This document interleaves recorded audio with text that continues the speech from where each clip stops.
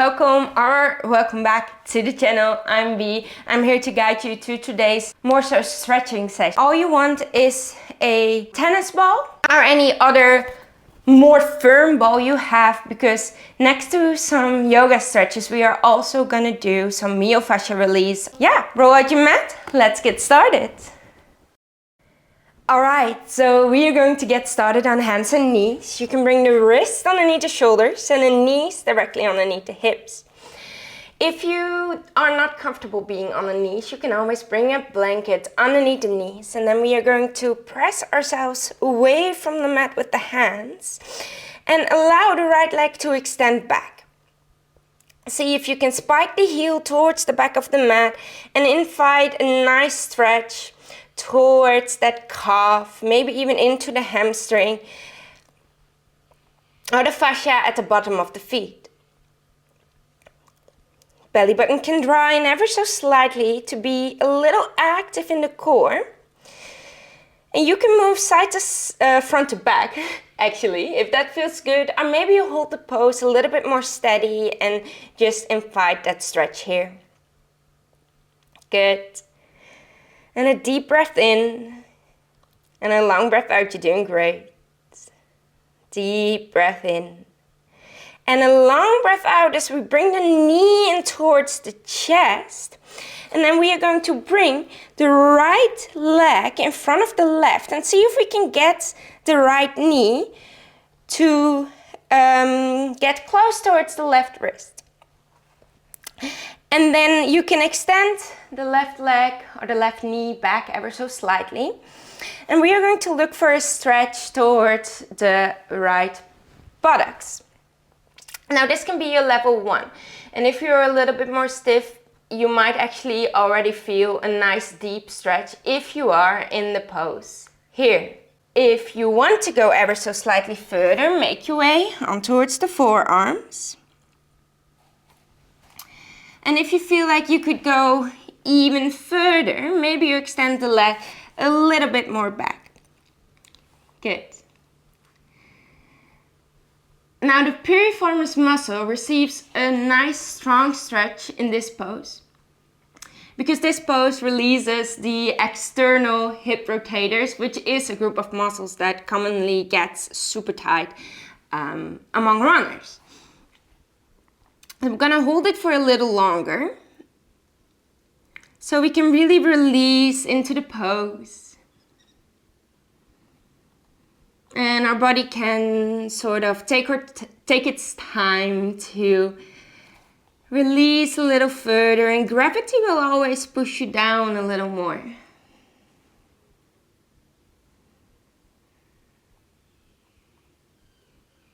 Find your breath.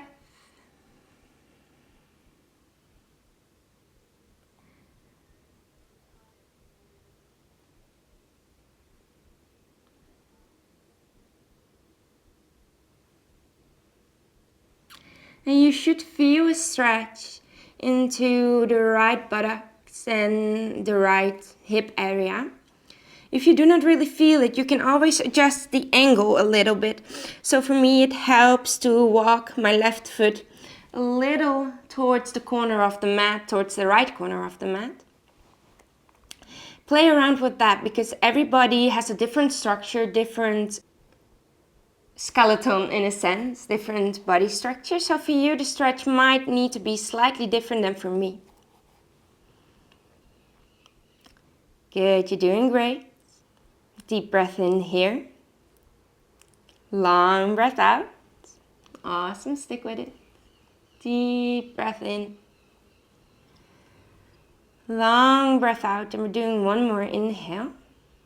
And on the exhale, to safely get out of the pose, you can either roll yourself on towards the right hip and then press yourself up, or just curl the knee under, and then from there bring the right leg back. If you'd like, you can extend the leg back one more time and just notice what this pose did for that right leg. I'm gonna do the same thing on the other side. So press yourself away from the mat, belly button draws in, and the left leg extends back. And then again, we spike that heel towards the back of the mat. pressing ourselves away. You're doing so good. Stick with it. Awesome. Then we're taking the left knee in towards the chest, and we're bringing the left knee in front of the right, and then see if we can bring the left knee sort of towards the right wrist. And the right leg can extend ever so slightly back, maybe back a little more. We want to allow the hip to turn slightly out. Finding that stretch in the external hip rotators.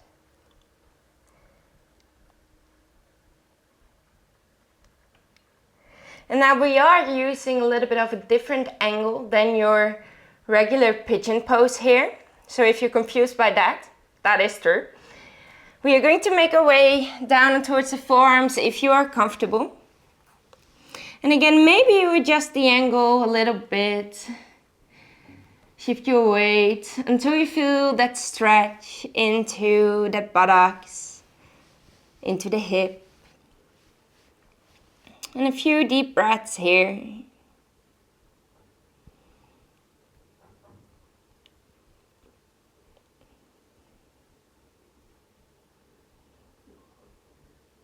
You're doing great.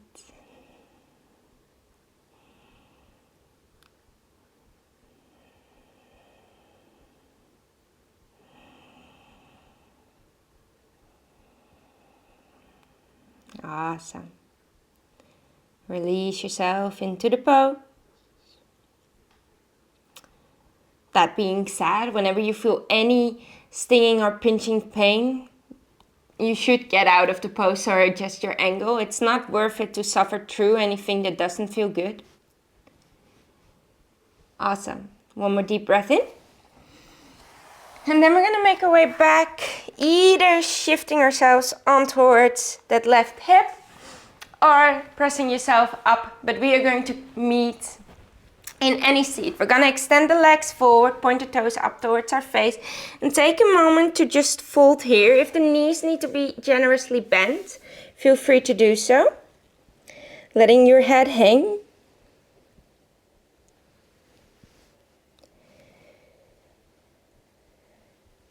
Moment here.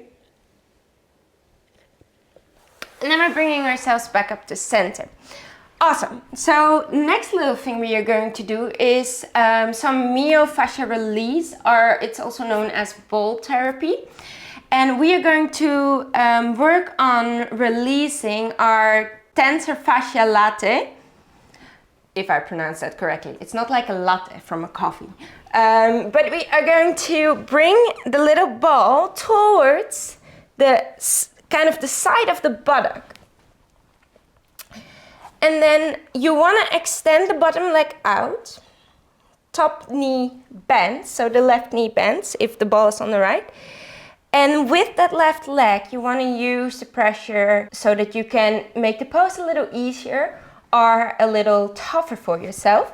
The more you have the weight in towards the right leg, the deeper it will be. And now you can do two things. We are going to start by just keeping the ball there, and you might play around a little until you feel that it is at the right spot. And you cannot really see it. I on purpose chose the white ball so that you can at least see it a little. And see if you can find a little forward and backward roll. Awesome. Over the length of the TFL muscle. And then maybe you roll a little side to side. Or find small circles, which is actually one of my favorite things to do, is just finding really tiny circles. Mine is actually super tight. I didn't realize that. Awesome. Good. And you don't have to do this for super long, because you will notice the effects pretty quick. And the more is not always the better. Good. we release. We take the ball underneath, away from underneath, and then we're gonna do the same thing towards, again, the piriformis muscle. And this one, I like to keep either both knee bent, or maybe I will extend the right leg. And again, it's either side to side, front to back. And the thing is, this muscle can get super, super tight, especially when running. So you don't have to sink all your weight into the ball. I like to stay up on my hands so I can carry a little bit of the weight from my hands, or from my body on my hands, I should say. And again, not too long, more is not always better. And then we release, good. Same thing for the hamstrings. Now, you can keep the weight a little bit on towards that left foot, rolling out the hamstrings for a moment.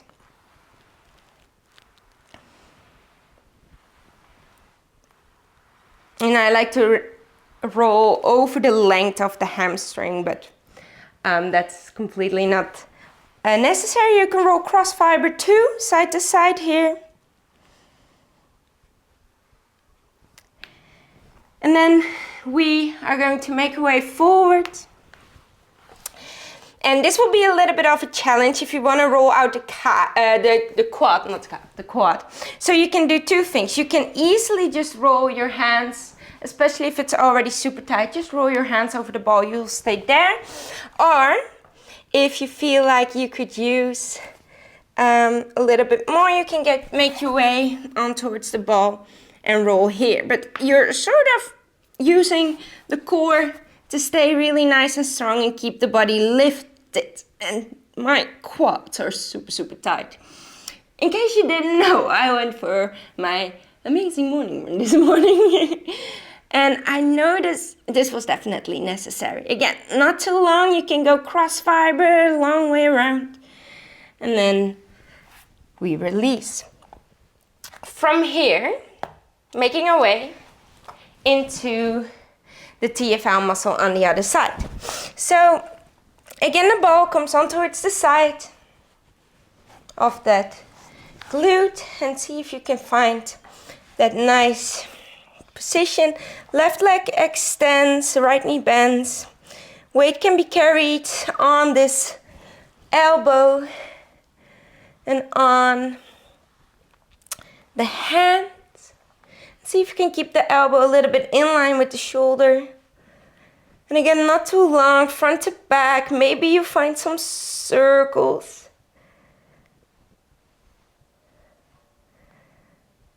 And then we release. Awesome. We're gonna bring the ball again underneath the glute.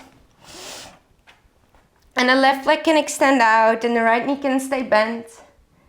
And we find some rolling underneath the glutes. You're doing so good. Stick with it now. You know, it's mildly painful. I hope at least it's mildly for you.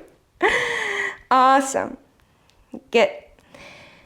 And then we are going to move over to the hamstring. And if you have two balls, you can pop them into a sock, and it creates more so of a foam roller kind of idea.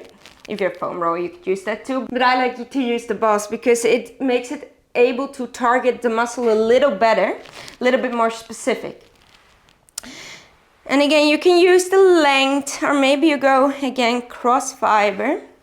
Cross fiber is more intense, I should warn you. Good. And then we go and work on the quads. So we make our way down and towards the belly. Body comes in sort of a plank position. We work here, front to back. Alright, side to side. Again, side to side will be more intense.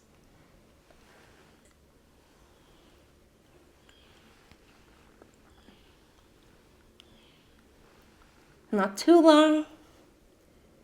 Good. And we release. Awesome. Now there is a lot more stretches you can do or bow release you can do, but we want to keep the video sort of short.